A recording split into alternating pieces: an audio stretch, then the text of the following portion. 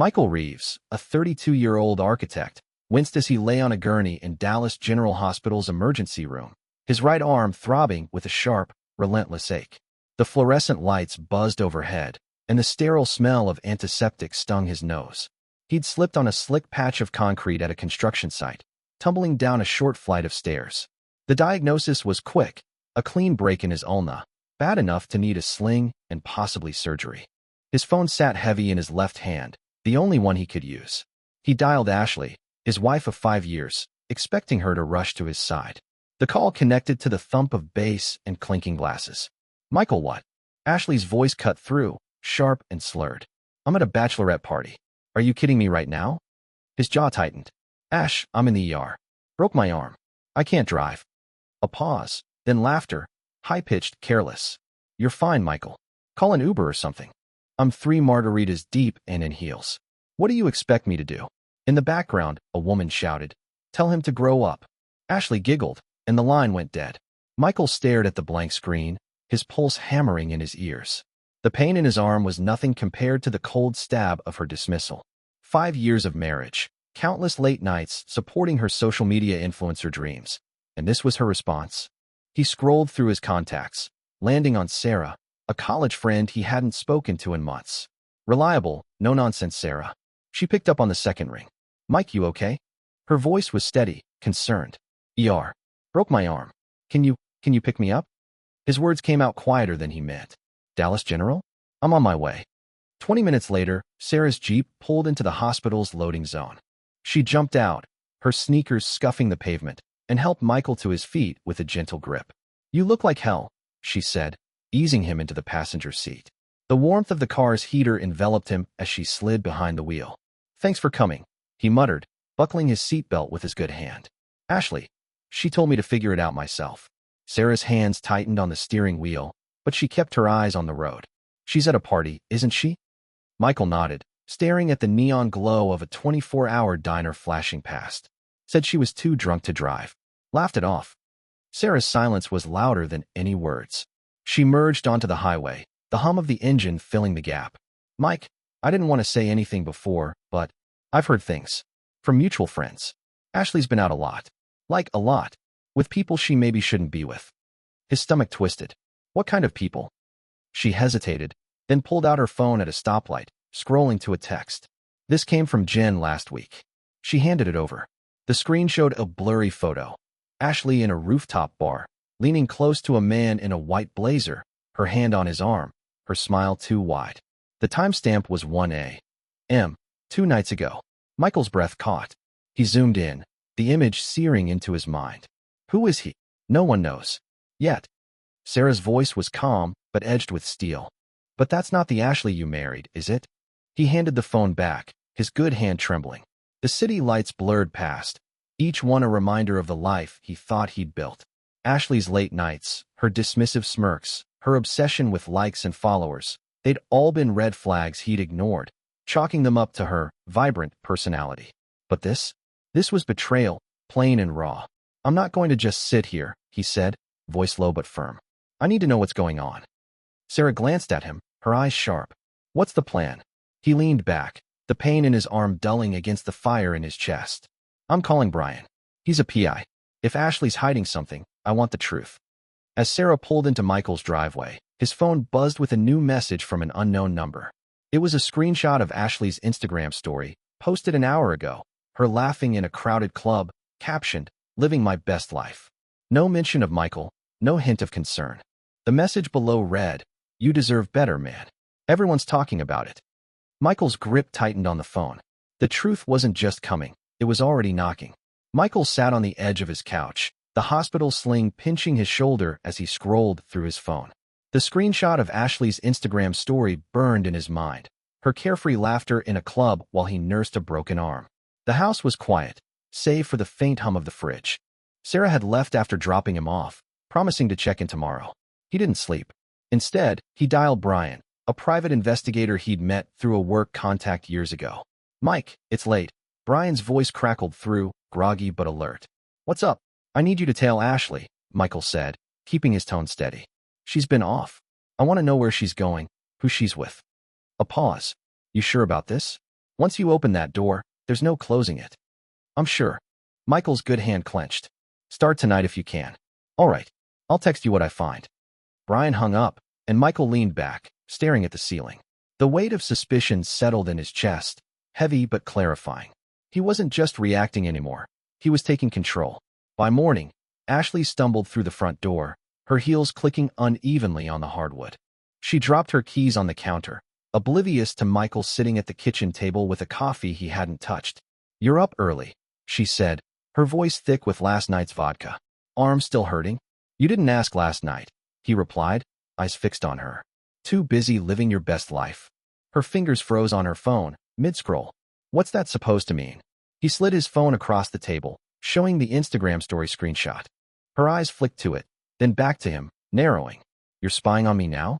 It was a party, Michael. Relax. You told me to handle a broken arm alone while you danced with some guy. His voice was calm, but it cut like a blade. Who was he? She scoffed, tossing her hair back. Just a friend. God, you're so paranoid. She grabbed her phone and stormed toward the stairs, but not before Michael caught her thumbing through her messages, deleting something in a hurry. His phone buzzed an hour later. Brian's text. She's at a coffee shop downtown, meeting a guy in a suit. They're cozy. Pics incoming. The images loaded. Ashley leaning across a small table, her hand brushing a man's arm. The same white blazer from the bar photo. Michael's pulse quickened.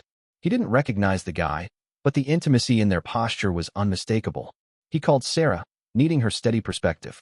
She's meeting someone right now, he said, forwarding Brian's photos. This isn't just a one-off. Sarah's response was immediate. Mike, I'm coming over. You shouldn't deal with this alone. She arrived in under 20 minutes, her laptop tucked under her arm. Let's dig deeper, she said, opening a browser. Her social media is a goldmine if you know where to look. Together, they combed through Ashley's public posts. Every late-night story, every vague caption about freedom or new vibes started to form a pattern. Sarah cross-referenced tag locations with Brian's updates. Ashley had been at upscale bars, private events, and rooftop lounges, places she never mentioned to Michael. One post showed her at a hotel bar, timestamped the night he'd been in the ER. She's not just partying, Sarah said, clicking on a comment under Ashley's latest post. It was from a user Michael didn't know. Hope your husband's cool with you and David. Who's David? Sarah asked. Michael's jaw tightened. No idea. But I'm finding out. He texted Brian. Get a name on the guy in the blazer. That evening, Ashley returned, acting as if nothing had happened. She breezed into the kitchen, pouring herself a glass of wine.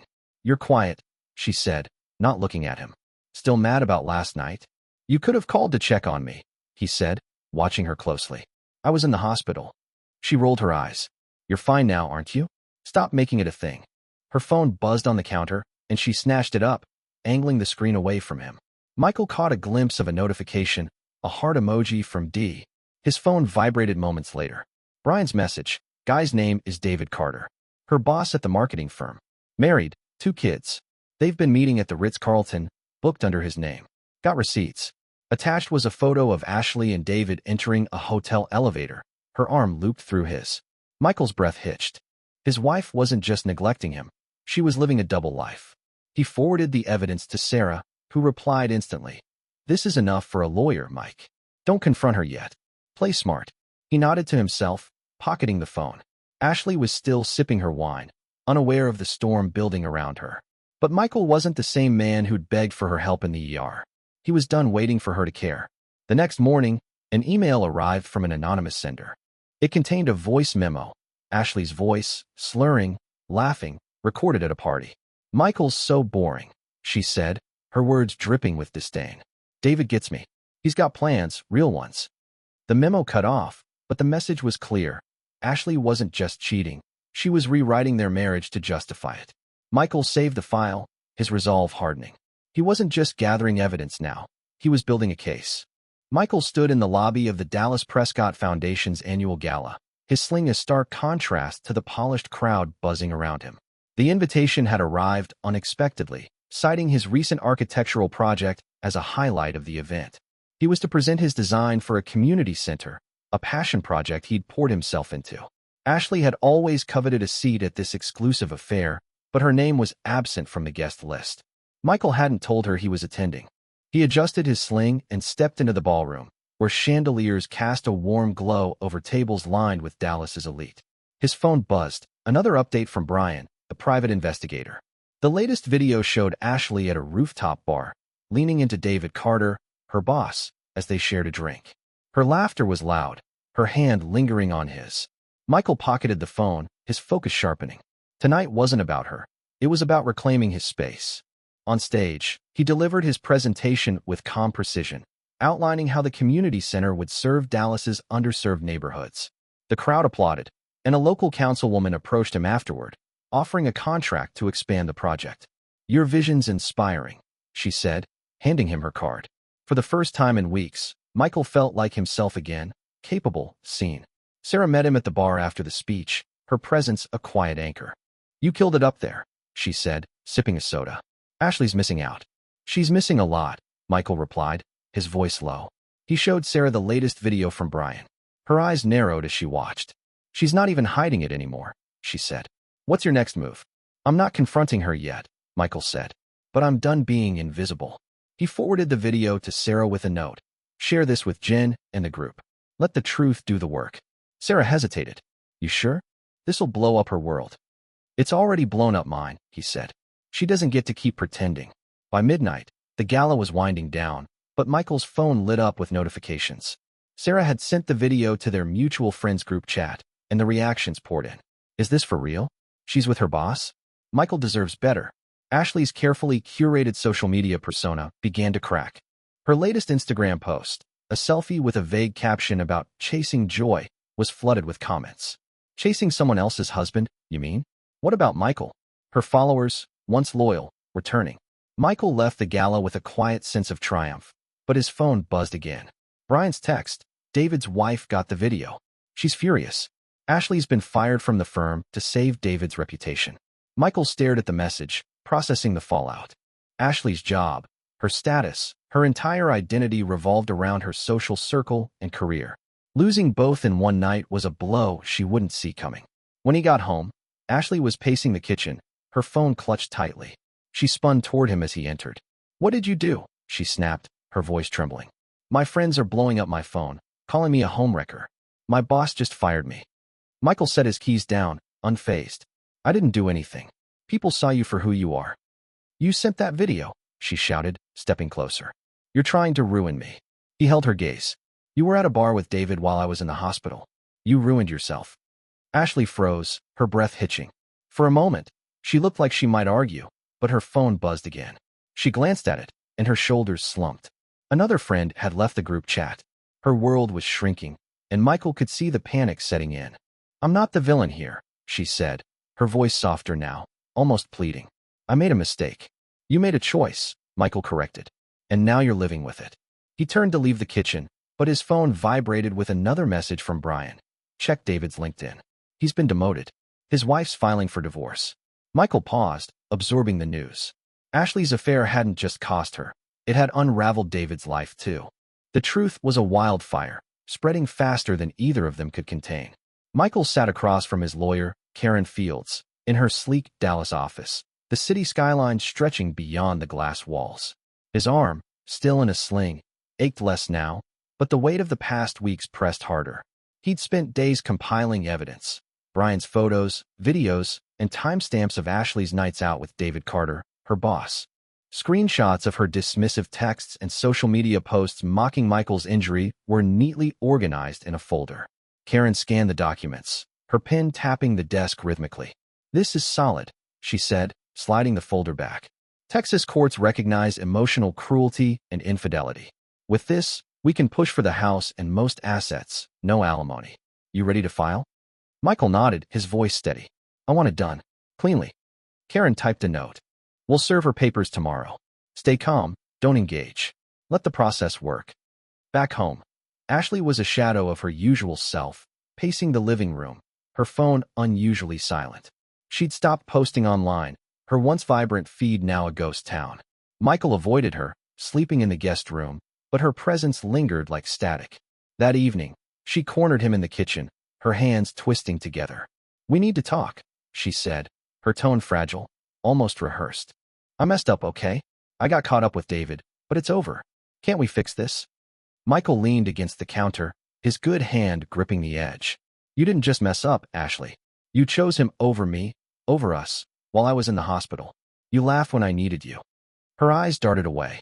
I was drunk, stressed. I didn't mean it. You meant it enough to keep doing it, he said, his voice low but firm. I have proof. Hotels, late nights, texts. It's not a mistake when it's a pattern. Ashley's breath caught, and she stepped back. You've been spying on me? I've been finding the truth. He held up his phone, showing a hotel receipt Brian had dug up, booked under David's name. You didn't even try to hide it. Before she could respond, the doorbell rang. Michael opened it to find a courier holding an envelope. He signed, his stomach tightening as he recognized the law firm's seal. The divorce papers. He handed them to Ashley without a word. She tore the envelope open, her hands shaking as she scanned the pages. You're serious, she whispered. You're throwing away 5 years. You threw it away, he said, turning away. I'm just making it official. The next morning, Michael met Sarah at a coffee shop downtown. She slid into the booth, her laptop open. Her friends are done with her, Sarah said, showing him a group chat where Ashley's pleas for support were met with silence. They saw the video, the receipts. No one's buying her victim act. Michael sipped his coffee, the bitterness grounding him. I didn't want it to end like this, but she left me no choice. Sarah reached across the table, her hand brushing his. You're not the bad guy here. You're standing up for yourself. His phone buzzed mid-sentence. A text from Brian. Ashley tried to confront David at his office. She threatened to expose him to the press. He's suing her for defamation. Michael showed Sarah, who raised an eyebrow. She's digging her own grave now. By afternoon, the news spread. A local gossip blog posted about Ashley's firing, hinting at her affair with a prominent executive. Comments piled up, many from her former followers, calling her out for abandoning her husband. Michael didn't read them. He didn't need to. The truth was out, and it was louder than any argument he could have had with her. That night, Ashley packed a suitcase. She stood in the doorway, her voice small. I'm staying with a friend. I'll fight this, Michael. I'm not letting you take everything. He looked at her, feeling nothing but clarity. You already lost what mattered. The house, the money. It's just paperwork now. She left without another word, the door clicking shut behind her. Michael stood alone, the silence of the house no longer heavy but liberating. His phone lit up again, a message from an old client, offering him a lead on a major city project. He smiled faintly. Ashley's world was crumbling, but his was just beginning to rebuild. Michael sat in his new office in downtown Dallas, the lease freshly signed. His arm, now free of the sling, flexed with a dull ache as he sorted through blueprints for a citywide affordable housing project. The contract, secured after his gala presentation, marked a turning point. His firm was gaining traction, and his name carried weight again. His phone lay quiet, no longer buzzing with Ashley's notifications or excuses. The divorce hearing was days away, and he felt a steady calm, like the moment before a storm clears. Sarah dropped by at noon, carrying takeout from a nearby taco truck. Celebrating the new digs? She asked, setting the food on his desk. Her presence was effortless, a reminder of loyalty that didn't demand anything in return. Celebrating freedom, Michael said, managing a half smile. The lawyer says the case is airtight. Ashley's got nothing to stand on. Sarah unwrapped a taco, nodding. Her friends aren't talking to her. Her last post got 0 likes. She's a ghost online now. Michael didn't check Ashley's social media anymore. He didn't need to. The truth had done its work, unraveling her carefully crafted image. Her affair with David Carter, her callous dismissal of his hospital stay, and her firing had spread through their social circle like wildfire. Dallas's tight-knit community had turned its back, and her silence spoke louder than any apology. His phone pinged with an email from Karen, his lawyer. Court set for Thursday. Ashley's team is pushing for mediation, but we've got the upper hand. Stay focused. Michael forwarded it to Sarah, who scanned it quickly. She's scrambling, Sarah said, trying to save face. Let her try, Michael replied, taking a bite of his taco. I'm done carrying her weight. Thursday arrived, and the courtroom was stark, all gray carpet and humming lights. Michael sat beside Karen, his hands steady as he watched Ashley across the aisle. She sat alone, her lawyer scribbling notes. The judge, a no-nonsense woman with sharp eyes, reviewed the evidence. Brian's photos, hotel receipts, text logs, and witness statements from Sarah and mutual friends. Ashley's lawyer argued she'd been under stress, claiming her actions were a lapse, not a pattern. Karen slid a folder to the judge. These posts, dated the night of Mr. Reeves' injury, show Ms. Carter mocking his condition while with another man. This isn't a lapse, it's deliberate neglect. Ashley's eyes stayed on the table, her fingers twisting a pen. The judge's ruling was swift. Michael would keep the house, their shared savings, and pay no alimony. Ashley's affair and documented cruelty tipped the scales. As the gavel fell, she didn't look up. Outside, Michael exhaled into the crisp Dallas air. Karen shook his hand. "You got justice," she said. "Most don't." "I didn't want to destroy her," Michael said. "I just wanted to stop being destroyed." That evening, he met Sarah at a quiet restaurant overlooking the Trinity River. The city lights shimmered on the water as they shared a plate of sliders. "You're different now," Sarah said, her voice soft but direct. "Stronger." "I had to be," he replied. "You showed up when no one else did. That kept me going." She smiled, brushing off the compliment. "Just doing what friends do." His phone buzzed. A letter, forwarded from his old address. It was from Ashley, handwritten, a rarity for her. "I'm sorry, Michael. I didn't see what I was losing until it was gone. I'm leaving Dallas. I hope you find peace." He read it once, then set it aside. No reply felt necessary. Instead, he donated her leftover designer bags, still in the closet, to a local shelter. The act closed a chapter, leaving no trace of her in his space. Weeks later, Michael stood at the groundbreaking ceremony for the community center. Reporters snapped photos as he shoveled dirt, Sarah cheering from the sidelines. His firm's reputation soared, and new clients lined up. Ashley, he heard, had moved to Austin, starting over with a low-profile job, her social media dormant. Her absence left no void, only room for what came next. As he drove home, Michael glanced at Sarah in the passenger seat, her laughter filling the car over some bad joke he'd made. The road ahead felt open, not empty. He wasn't bracing for a fall anymore. He was ready to rise.